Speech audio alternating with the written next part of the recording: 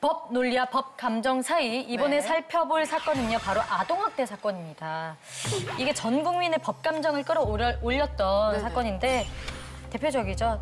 당시 4세의 아동이었던 피해자는 누나와 함께 친모와 살다가 부모의 이혼으로 친부가 양육권을 갖게 되면서 친부와 함께 살았고 이후 계모가 들어왔습니다. 이들은 피해 아동을 상습적으로 때리는 것은 기본, 아이를 영하 8도의 화장실에 가둔 채로 하루에 한 끼만 준다거나 화가 난다는 이유로 아이에게 청소용 락스를 들이부어서 화상을 입히기까지 했고요. 이런 학대를 서슴지 않았습니다. 결국 아이는 배고픔과 추위에 떨다가 2월 화장실에서 숨을 거두고 맙니다. 당시 7살이었던 피해 아동의 키는 자그마치 112.5cm고요. 몸무게는 15.3kg으로 15점. 또래 아동들의 평균과 비교하면 뭐 말도 안 되죠. 극심한 기아 수준이었다고 합니다.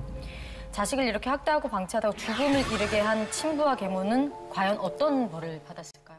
저는 이 사건을 보고 좀 많이 울었어요. 엄청 울었어요, 저도. 저는 아니, 사진도 이 많이 어린- 공개가 됐잖아요. 네, 저도요. 장시간에 걸쳐서 계속 고통스러웠잖아요. 그래서 좀 처벌이 무거웠을 것 같아요. 그래도 무기징역이 나오지 않았을까. 이게 소개한 사건이 이제 원영이 사건으로 알려졌고 평택 아동 살해 안매장 사건으로 알려져 있죠.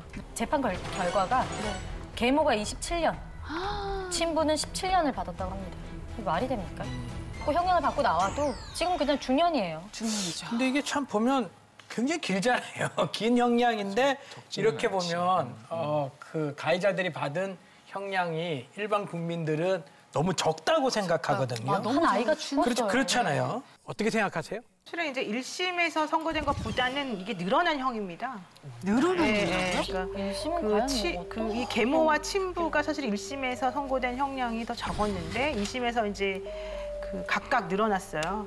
이게 사실 1심에서는 각각 20년, 15년이었어요. 이게 계모가 사실 오인이다. 그리고 양형도 부당하다고 해서 오히려 항소장을 제출을 했고 가해자가 항소를 했는데 2심에서 형을 더 늘린 거네. 가해자도 항소를 했고 검찰도 항소를 했기 그렇죠. 때문에 네. 늘어날 수 있었던 거고요.